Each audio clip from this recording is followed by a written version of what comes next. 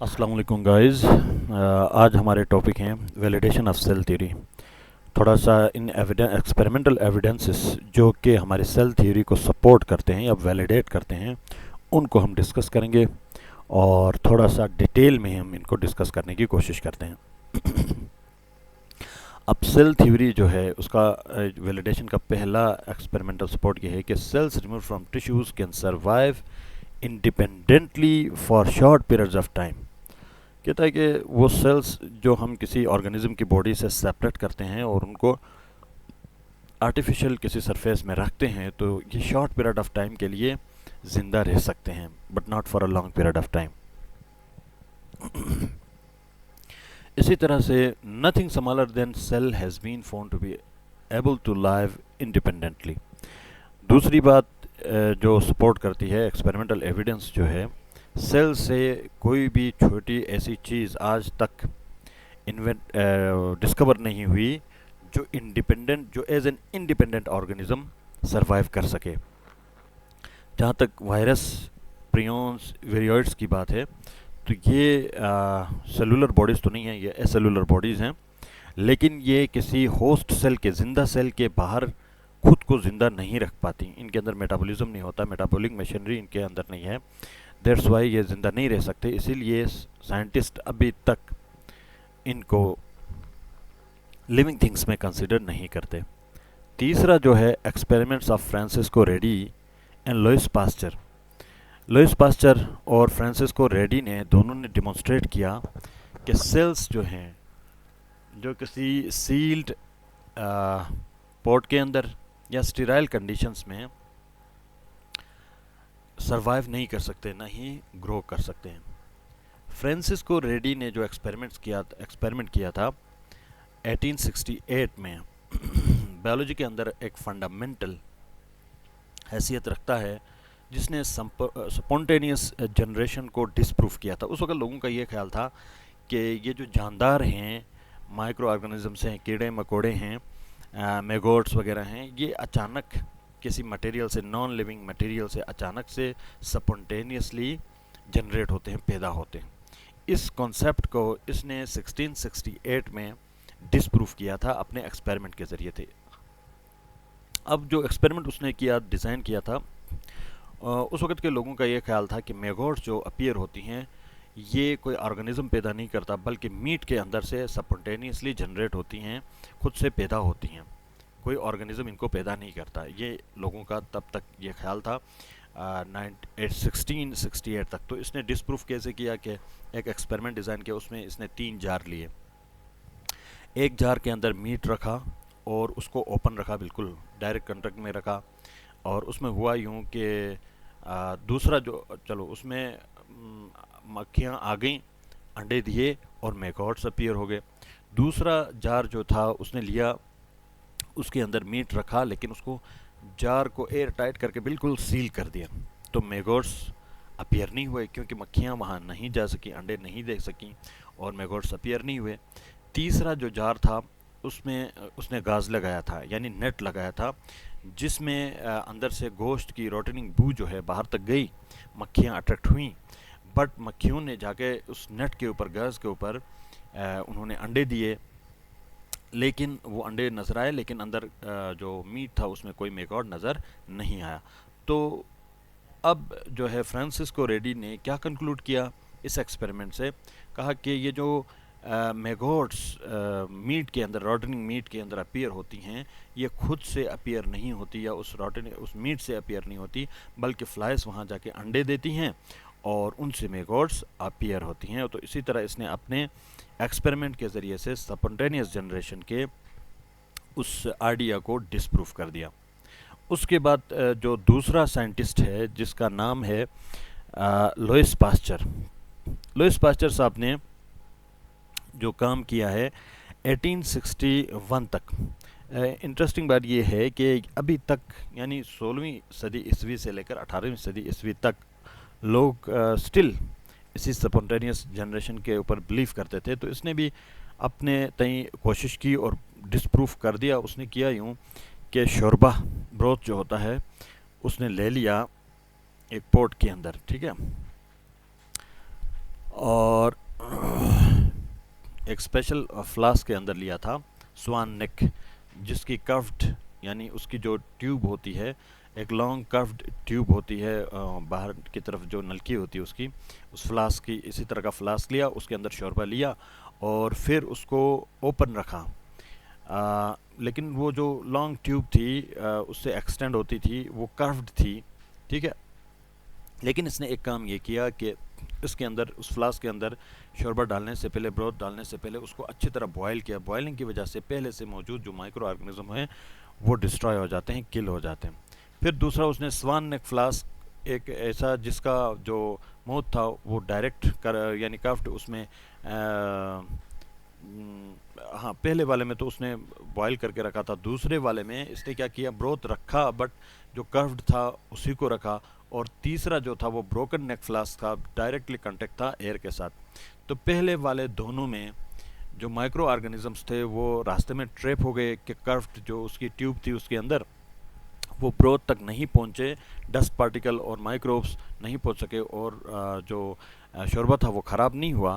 But تیسرا جو flask تھا جس کی نیک سنیپ تھی، ٹھیک ہے، انہوں نے وہ جو اس کے اندر مائکروبس اور ڈسٹ ڈائریکٹ گرا اور پھر وہ شوربہ خراب ہو گیا، ٹھیک ہے، کلاؤڈی ہو گیا، اس میں فین آ گیا، خراب ہو گیا.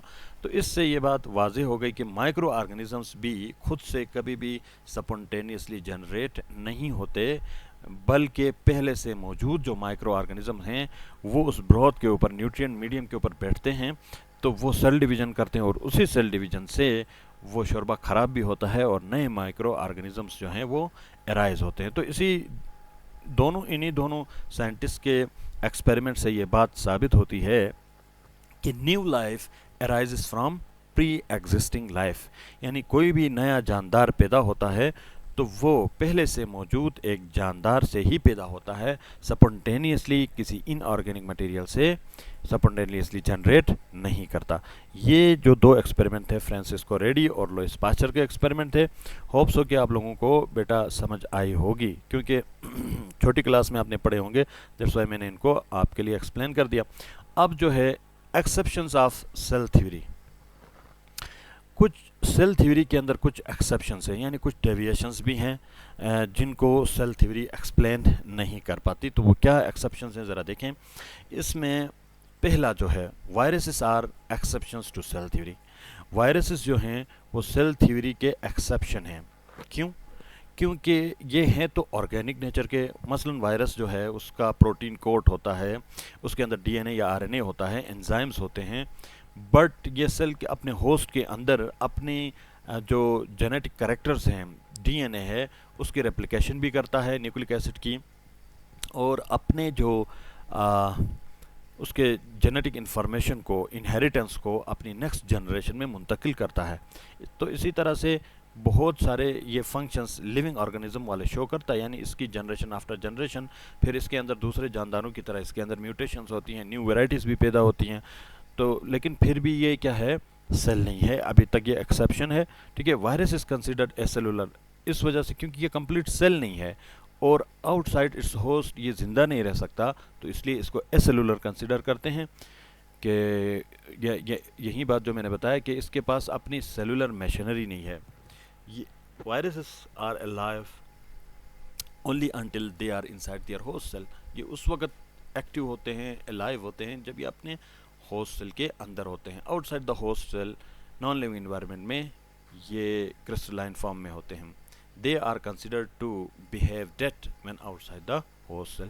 ہوسٹ سیل سے باہر ہوتے ہیں تو دے بیہیو ایز ڈیٹ، ٹھیک ہے، یا نان لیونگ کی طرح بیہیو کرتے ہیں. اسی طرح سے ویریوئڈس جن کو، اور پھر پریونز ہیں، یہ وائرس سے بھی سمال پارٹیکلز ہیں جو کہ ہیں تو آرگینک نیچر کے، ٹھیک ہے، بٹ یہ کیا کرتے ہیں، اپنی جنریشن ٹو جنریشن اپنے کریکٹرسٹکس کو ٹرانسفر بھی کرتے ہیں اور وائرس کی طرح بیہیو کرتے ہیں. جب یہ ہوسٹ کے اندر ہوتے ہیں تو لیونگ کی طرح بیہیو کرتے ہیں، جب ہوسٹ سے باہر ہوتے ہیں تو یہ ڈیڈ ہوتے ہیں، ٹھیک ہے. یہ بھی ایکسیپشن ٹو سیل تھیوری ہے. سیل تھیوری اس کو بھی ایکسپلین نہیں کر سکتی. اچھا، آر بی سیز اور sieve tube cells. R B Cs ہمارے red blood cells, lacking nucleus, دونوں کے اندر نیوکلس نہیں ہوتا. سیو ٹیوب سیلز پلانٹ کے سیلز ہیں، آر بی سی جو ہیں وہ اینیمل سیلز ہیں. تو دونوں میں نیوکلس نہیں ہوتا، لیکن پھر بھی یہ الائیو ہوتے ہیں اور اپنے فنکشنز پرفارم کرتے ہیں. They can not divide to form new cells, یہ ڈیوائڈ ہو کے نئے سیلز بھی نہیں بنا سکتے، بلکہ دوسرے سیلوں سے، اسٹیم سیلوں سے ڈیوائڈ ہو کے بنتے ہیں، جنریٹ ہوتے ہیں. Bacteria, cyanobacteria lack well organize nucleus. اسی طرح بیکٹیریا ہے، سائنو بیکٹیریا ہے جن کو ہم پروکیریوٹس کہتے ہیں، ان کے اندر ویل آرگنائزڈ نیوکلس نہیں ہوتا. ان میں نیوکلیئر میمبرین، نیوکلیولس، نیوکلیوپلازم، یہ ساری چیزیں ایبسنٹ ہوتی ہیں بیکٹیریا اور سائنو بیکٹیریا کے اندر. The D N A alone forms the chromosomes. ان کا جو کروموزوم ہوتا ہے it consist only of D N A, جبکہ یوکریوٹس کا جو کروموزوم ہوتا ہے consist of protein and D N A, دونوں، اس میں پروٹین بھی شامل ہوتا ہے. اور پھر تیسری بات جو ہے اس میں there D N A lies in direct contact with the cytoplasm. ان کا D N A direct cytoplasm کے ساتھ کانٹیکٹ میں ہوتا ہے، ٹھیک ہے، یعنی کسی ممبرین میں انکلوز نہیں ہوتا. Basic proteins associated with nucleic acid are absent in bacteria. اسی طرح بیکٹیریا کے اندر وہ بیسک پروٹینز، بنیادی پروٹینز جو نیوکلک ایسڈ کے ساتھ ایسوسیٹڈ ہوتے ہیں، یعنی ہسٹون پروٹینز، وہ جو ہیں ایبسنٹ ہوتے ہیں. اچھا، اسی طرح سینوسٹک ہائفی یا ہائفا، آئی ایم سوری، کیا ہو رہا ہے یار، یہ سینوسٹک ہائفا جو ہیں جو کہ ملٹی نیوکلیٹ، سینوسٹک ہائفا ایسا کہ اس کو کہتے ہیں جو کہ ایک ہی سیل ممبرین کے اندر، بہت زیادہ پروٹوپلازم ایک سیل ممبرین کے اندر ہوتا ہے، اور اس میں ایک سے زیادہ نیوکلس پائے جاتے ہیں، اور نیوکلس سیل ممبرین کی سیپٹم سے الگ الگ نہیں ہوتے، ٹھیک ہے. سینوسٹک ہائفا جو فنگس رائزوپس ہے، رائزوپس فنگس جو روٹننگ فروٹس، ویجیٹیبلز اینڈ بریڈ کے اوپر اگتا ہے، وائٹ کلر کا، اس کو کہتے ہیں. اس کا جو ہائفا ہوتا ہے وہ سینوسٹک ہوتا ہے، یعنی ملٹی نیوکلیٹڈ ہوتا ہے. سیلز آف الگا، اسی طرح الجی کے اندر ایک خاص قسم کی الجی ہے وہ چیریا، ٹھیک ہے، اس کے جو سیلز ہیں وہ بھی ملٹی نیوکلیٹ ہیں، یعنی بڑا سا سیل ہے جس کے اندر بہت سارے نیوکلس ہیں، یعنی اس کو آپ ایک سیل کہیں جس کے اندر بہت سارے نیوکلس ہیں، اور وہ پورا کا پورا ایک آرگنزم ہے، ٹھیک ہے. تو اسی طرح اب یہاں پہ کنفیوژن ہوتی ہے کہ وہ سیل ہے کہ اس کو سیل کہیں یا نہ کہیں. اس کے اندر الگ الگ سیلوں سے، کہ ہم نے ڈیفائن کیا تھا کہ آرگنزمس کم از کم ایک یا ایک سے زیادہ سیلوں سے بنا ہوگا، اور کوئی چیز سیل سے بنی نہ ہو تو وہ آرگنزم نہیں کہلاتی. تو یہاں پہ ہم اگر سیل کی بات کرتے ہیں تو یہ تو ملٹی نیوکلیٹ ہے. اس کے اندر پھر سیل کو ہم نے ڈیفائن کیا چیز ہے. تو یہ ایک ہی آرگنزم کے اندر سیپٹمس کے بجائے ایک بہت زیادہ پروٹوپلازم ہے، اور اس کے اندر بہت سارے نیوکلس ایک ساتھ موجود ہیں. تو یہ بھی تھوڑا سا ڈیویٹ کرتا ہے سیل تھیوری سے، کے پاسٹولیٹ سے. اچھا، اسی طرح سے پروٹوزوانس آر ناٹ سیلولر، کہتا ہے کہ پروٹوزوانس بھی سیلولر نہیں ہوتے، کیونکہ یہ بھی ایسیلولر ہیں. Their body is not divided into cells, ان کی باڈی بھی سیلس میں ڈیوائڈ نہیں ہے، یعنی پوری کے پوری باڈی ایز اے ہول، یعنی ملٹی نیوکلیٹڈ باڈی ہوتی ہے. تو یہ چیزیں جو پاسٹولیٹس ہیں یہ کیا ہیں، ایکسیپشنز آف سیل تھیوری ہیں، جو سیل تھیوری ان کے اوپر پورا نہیں اترتی، یا یہ سیل تھیوری سے ڈیویٹ کرتے ہیں. گائز، آج کا ٹاپک یہاں تک رہنے دیتے ہیں. پلیز میرے اس چینل کو لائک کریں، سبسکرائب کریں، اور دوستوں سے شیئر کریں، اور بیل آئیکن کو پریس کرنا نہ بھولیں، اور کمنٹس بھی ضرور دیا کریں، پازیٹیو کمنٹس دیا کریں.